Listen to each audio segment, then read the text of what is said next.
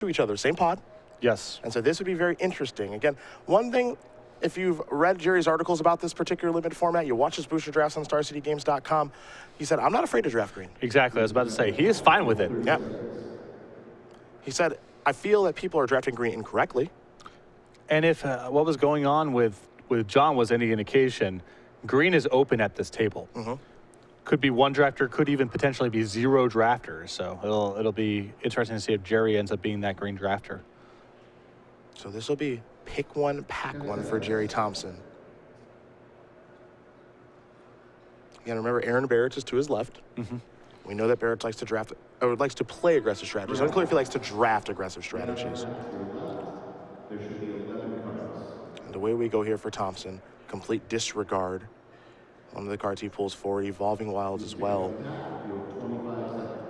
And you see him bring a green card forward very quickly here. To Drew Stalwart, possibly the best green common.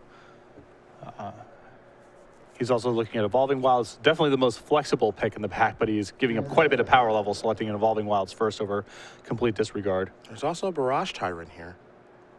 Now, it's easy to just say, I'll take the removal spell and move on with life, and it looks like that's what he's going to do with the Complete Disregard. That is what I would do also. Yeah. I've never strayed away from taking the removal spell and moving on with life. Well, Thompson is of the same camp, so he started things off with a Complete Disregard. And Gerry T will pick up pick 2 of pack 1. We'll see where he wants to go now. Malakir Familiar is possibly the best card in the pack and is a nice follow-up to taking a black card first. Yeah. It's fine on its own if you happen to fall into a deck like White-Black Life Gain. It's very good. White-Black Life Gain, a deck that a lot of people like in Booster Draft. Well, it's easier to put together in Booster Draft than Sealed, of course. And the thing is, even if you don't end up there, that card's just very good. He will take the Malakir Gatewatch.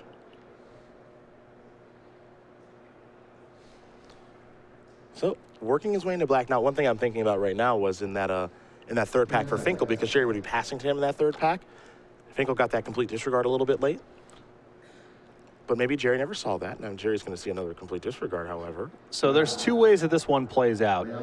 One is Gerry suddenly gets cut off from black and has to scramble. Or the other way is black was so deep and so open at this table that both Gerry and Finkel got the goods. Oh, well, he's got a second Complete Disregard. Has to let the Kallistra Healer go. Maybe it wheels, maybe it doesn't. We'll see. Not shedding a tear over that one. Yeah. I'm not a big fan of black ally decks to begin with. And again, you're getting a marquee removal spell. Life's pretty good right now for Thompson. What's next here for Gerry T? 3 good picks to start. Now we might see him move into red-black. There's a Forerunner of Slaughter that's come a little bit late, and he's brought it forward.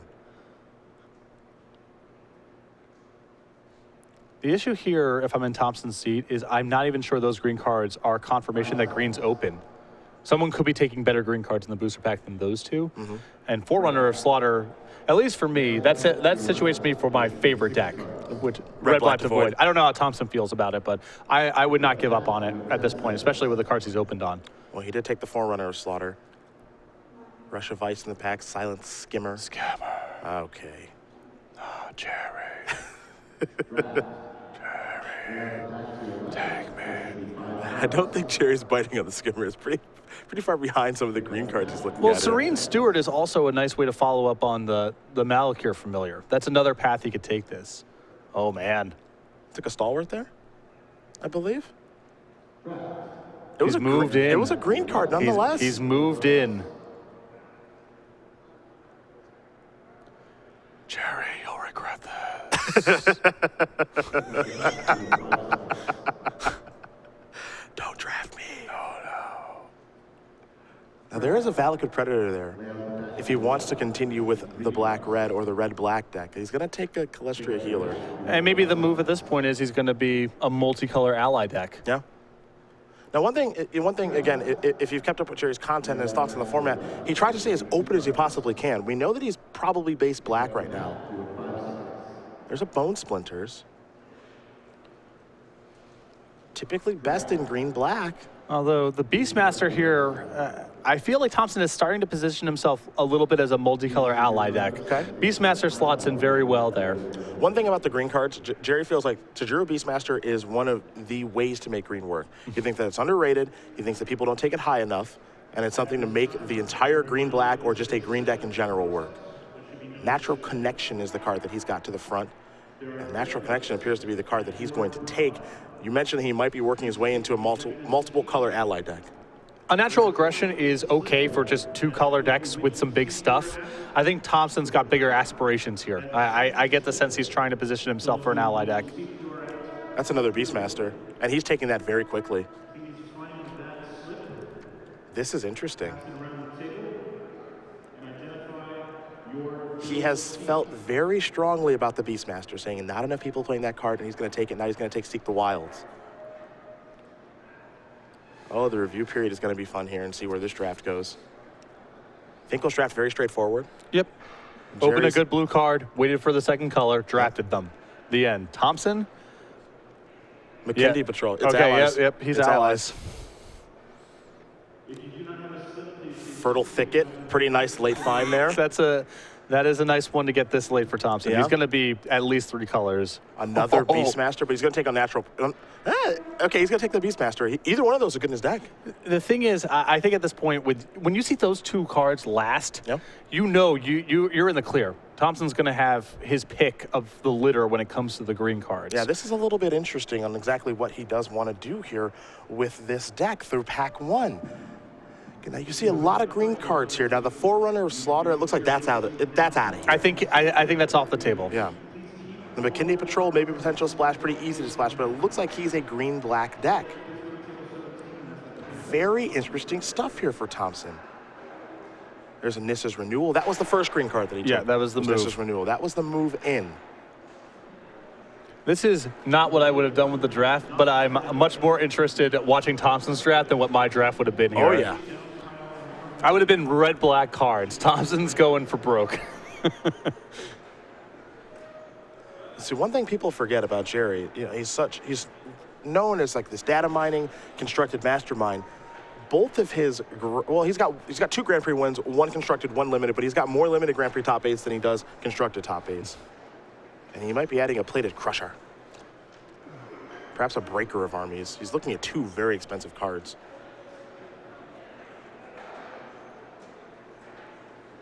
This pack not all that exciting. Also, maybe considering Giant Mantis. A lot going through his mind here, you can tell. Yeah, unfortunately, I think Thompson would just have loved to receive any reasonable ally here. Doesn't look like that's an option. But his deck, if he's playing 3 colors and already has all these Beastmasters, he might be playing a late game regardless. So one of these expensive drops, like Breaker of Armies or Plated Crusher, could be where he goes. He might be taking that white card. And Circling Fissure is very good. If he's sure he's going to be white, that's the commitment at this point. You had to be pretty confident you're going to be playing white as one of your colors. I think it's objectively the most powerful card you can select there. All right. And Circling Fissure is a selection. Retreat to Emiria. Very quickly move forward.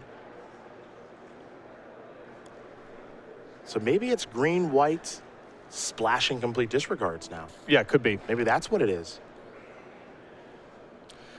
Well, he's also got the healer, and if he's able to get enough allies, that could be worth a splash. Mm-hmm. Oh, where does the draft go next? Yeah. Maybe Thompson ends up cutting the black if red allies becomes... there's a lot of ways this can go right now. Yep. Remember, there were some late Resolute Blade Masters. Yep. Let's see what he pulls forward here. Hedron Archive at the front right now. There's Sheer Drop. Gideon's Reproach in there. Emiria Shepherd, which we know Finkel got very late, so that won't be Gerry's selection, I believe. I think that Sheer Drop is the safe choice here. The Druid is the go for broke choice. And the Archive may be the selection here if Thompson feels like he's just going to be eventually moving into an Eldrazi's. Oh, he's going to take the Archive.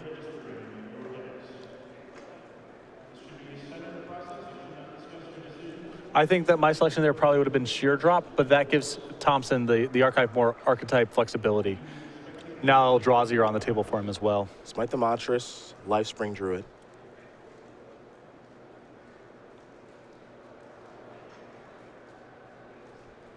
this is interesting now. There's also a turn against in the pack, but it doesn't look like he's anywhere near that.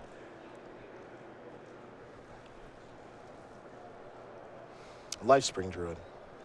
I like this pick here. Just keep as many doors open as possible. Allow your mana to goof grab any random rare that comes down the pipeline. A Demon's Grasp is in there. A Fertile Thicket. We saw him get one of those very late in pack 1. Bringing a lot of different cards forward here. Maybe even a Rot Shambler is under consideration. Looks like it is Rot Shambler. The twists and turns of the draft. I don't know where he's going to go next. Yes. What's this pack bring? There's another Lifespring Druid, an Unnatural Aggression, a Natural Connection. I feel like thus far the packs have broken pretty bad for Thompson.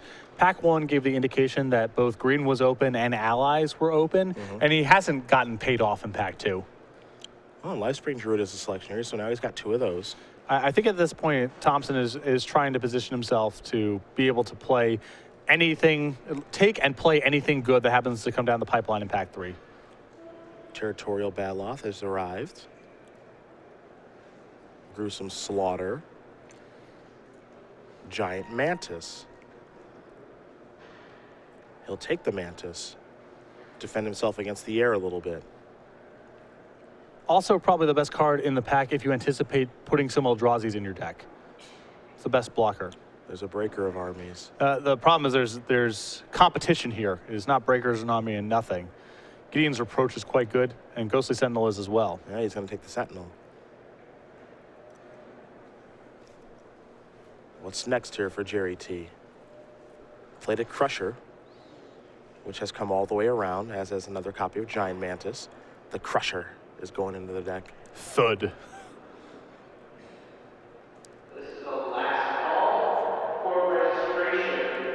So that card's not the easiest for Thompson to cast, even though he's base green, because he's probably going to be at least 3 colors. Plummet. That'll be the choice. The foil island's still floating around Yeah, somehow. how's everyone so rich? I don't understand. Just have money to burn. Lifespring Druid number 3.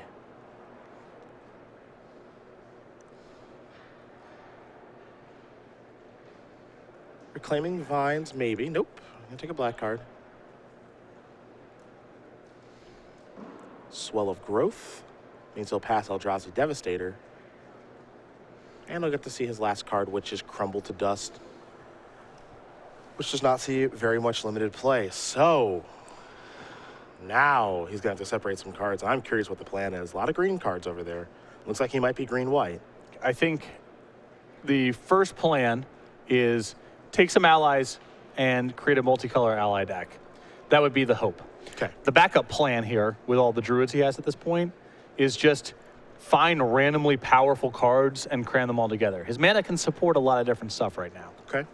But I still think with Retreat to Emeria and the Beast Callers and so forth, he would prefer to be an ally deck. And with the mana fixing he has, he can really take any ally. I mean, he probably can't play a full 5 colors at this point, but if he played 4, white, green, black with a touch of red or blue, that seems feasible to me. So I guess it just depends on what the packs bring. yeah, Thompson's deck right now, to be honest, is a bit of a mess, but he's in a position to go in a lot of different directions and respond to powerful cards that get passed to him. It could clear itself up very quickly. Yes. He'll lay out his pack here. Pack 3, the very important one. It was very kind to John Finkel. Will it be kind to Gerry Thompson? That's the question. Remember that late disregard that Finkel got? I mean, this pack might be very good for him.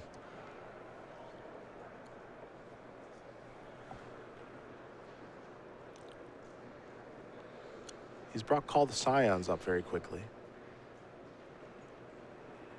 Looks like he's brought forward to Drew Beastmaster again. It looks like it's going to be something green.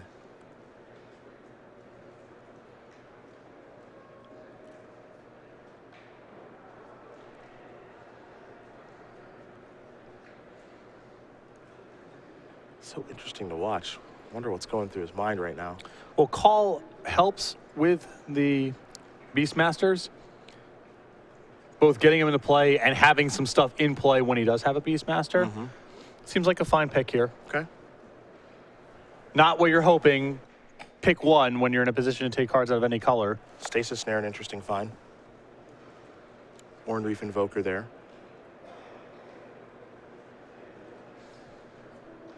Smite the Monstrous in the pack. Stasis Snare the selection, though. Hard to pass up on removal. Yep, one of the better non-rares. Yep. Pretty easy pick.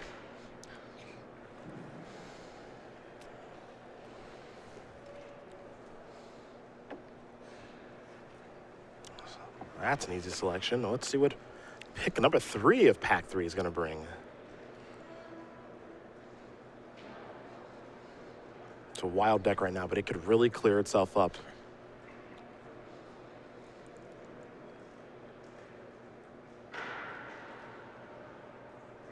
So I think this is the complete disregard pack. Perhaps. Nope, there's a Transgress the Mind. No complete disregard.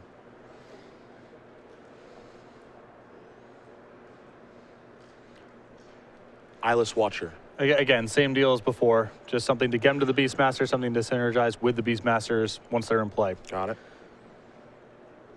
And Thompson's curve was not great going into this. Yeah, he has a very good top end. He has some man acceleration, but he's got some gaps at 4 and 5. Sure. So I think he's in the market for that stuff. Okay, I can see where he's going now, maybe, because this was, we'll see. Well, this was the pack that had Brood Butchers in it. Well, Unified Front is synergistic with his ally strategy, but at this point, his deck may be closer to tokens plus Beastmaster. Well, it's Unified Front. Okay. He's taking that. I mean, it's also good with the Beastmaster in the same way that Brood Monitor is, but he does have some token synergies, and Beastmaster plus Unified Front is a combo. Yep. That is a combo.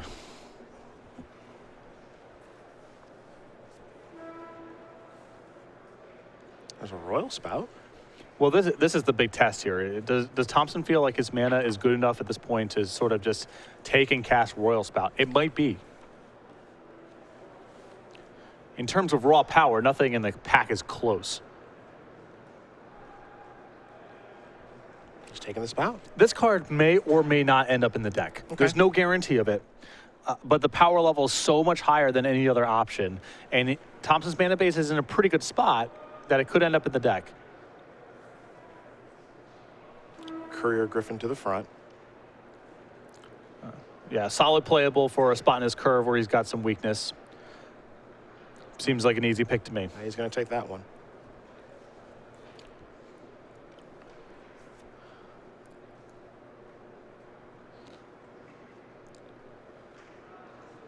All right, what's next?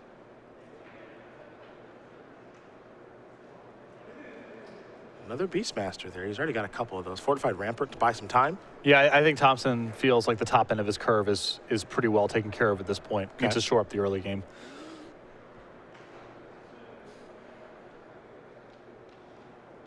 Also, it's probably not going to be the last Beastmaster he sees, honestly, with how open green has been. Mm-hmm.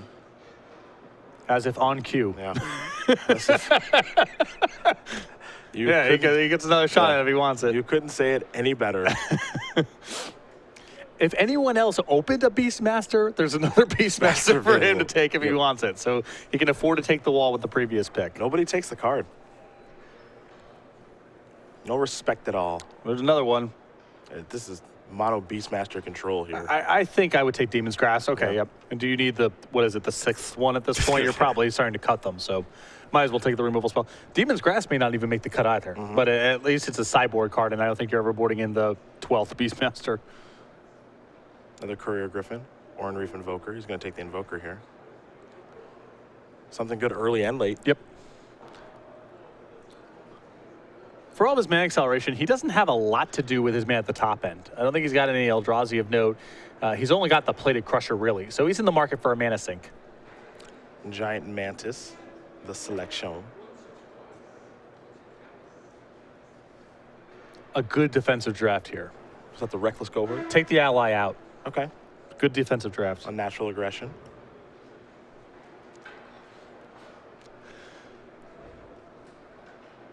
And an Inspired Charge. That's going to end the draft there for Gerry Thompson. So. All right, Mr. Sullivan.